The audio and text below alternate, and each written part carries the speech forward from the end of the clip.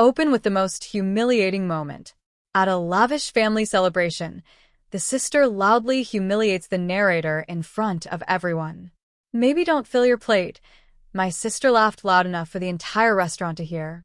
You didn't contribute a single penny to this dinner. The parents smile instead of defending her. The narrator quietly puts down her fork, smiles politely, grabs her coat, and walks out without saying a word. Exactly 8 minutes later, the restaurant manager walks back to the table holding an envelope. Everything goes silent. Nobody touches their food anymore. My name is Emily Carter, and I'm 32 years old. I own a small event planning business in Chicago. It doesn't make headlines or put my face on magazine covers, but it pays my bills, lets me help people celebrate life's biggest moments, and gives me a life I'm proud of.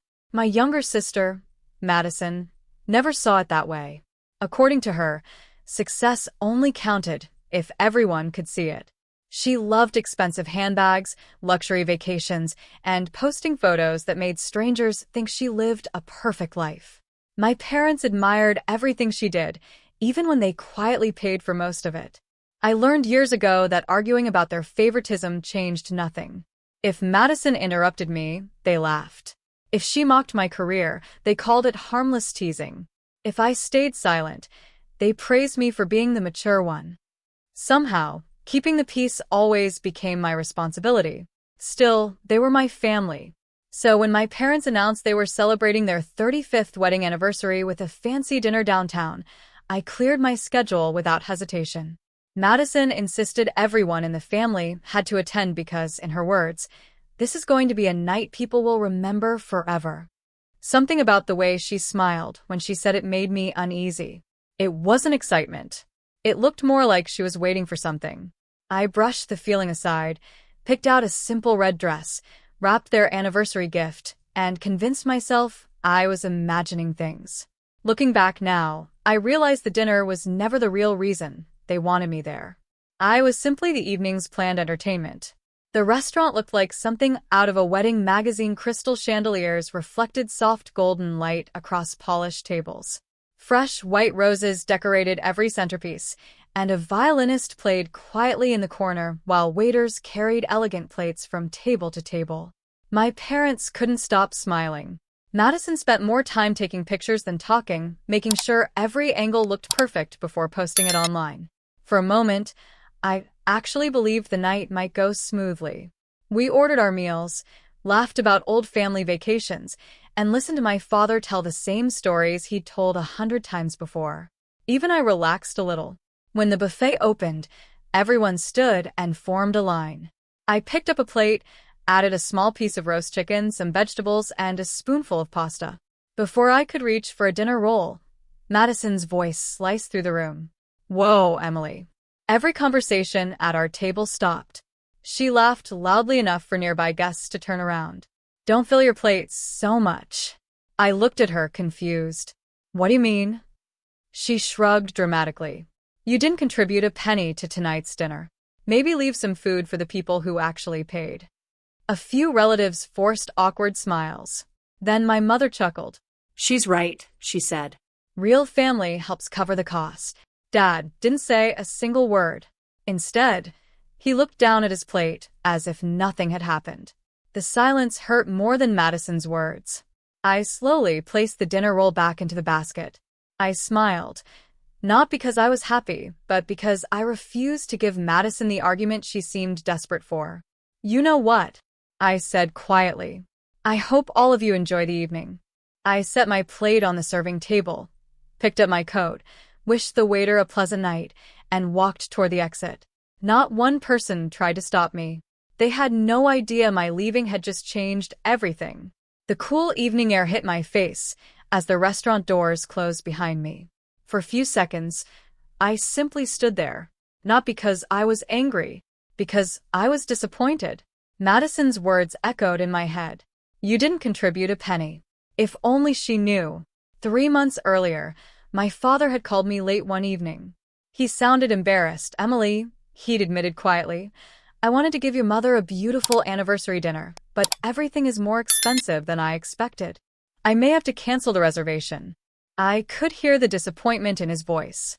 That conversation stayed with me. The next morning, I visited the restaurant without telling anyone. The manager showed me the private dining room my parents had reserved. It was beautiful, but he explained that the remaining balance had to be paid before the event or the reservation would be canceled. Without saying a word to my family, I paid it. The private room, the anniversary cake, the floral decorations, even the live violinist. Before leaving, I made only one request. Please don't tell my parents who paid. I don't want any attention. I just want them to enjoy their night. The manager smiled warmly and promised he would keep my secret. And he did. Until now. Standing outside the restaurant, I wasn't thinking about embarrassing anyone. I simply realized something important. If they truly believed I hadn't contributed anything, then maybe they should experience exactly what they believed. I walked back inside and quietly asked the hostess if I could speak with the manager. He recognized me immediately. "Is everything all right, Miss Carter?" he asked. I took a slow breath before answering. "I need to make one change." He listened carefully as I explained. "I'd like to withdraw my payment authorization before the final charge is processed." His expression changed. "You understand that means the remaining balance will return to the original reservation holder?" I nodded. "Yes." Then I added one final request. "When you deliver the bill, please tell them the woman in the red dress asked you to hand it directly to the family." I didn't go back inside. Instead, I waited across the street beside a small coffee shop, watching the restaurant through its tall front windows. I wasn't hoping to see anyone suffer. I just wanted to know whether the truth would finally have a chance to speak for itself. About 8 minutes passed.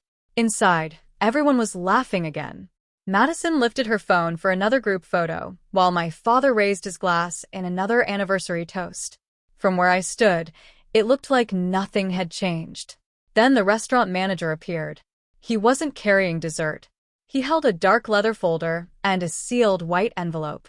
He walked directly to my family's table. The smiles began to fade. Dad looked up first. "I believe that's for us," I imagined him saying with his usual polite smile. The manager nodded respectfully and placed the envelope beside him. "I'm very sorry," he said calmly, loud enough for everyone at the table to hear. "The guest who arranged tonight's payment has withdrawn her authorization before the final transaction was completed." My father frowned. "I'm afraid I don't understand." The manager opened the folder. "The woman in the red dress asked me to deliver this message personally." Every face turned toward the empty chair where I had been sitting only minutes earlier. He continued. "She requested that the responsibility for tonight's remaining balance be returned to the original reservation." Silence. Complete silence. My mother's smile disappeared. Madison blinked twice, as if she hadn't heard correctly. One of my uncles leaned forward. "What does that mean?" The manager slid the itemized bill onto the table. "It means," he answered politely, "that payment is now the responsibility of the family." The total sat at the bottom of the page in bold print. No one reached for it. No one spoke. For the first time that entire evening, the room wasn't focused on me. It was focused on the truth. I learned what happened next from my uncle, who called me later that night. He said the silence lasted nearly a full minute. No one moved. No one even reached for a glass of water. Finally, my father cleared his throat. "There has to be some misunderstanding," he told the manager. "We paid the deposit weeks ago." The manager remained calm.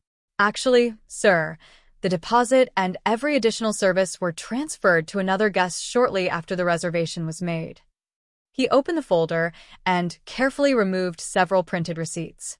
The private dining room, the anniversary cake, the floral arrangements, and tonight's live violin performance were all paid for by Ms. Emily Carter.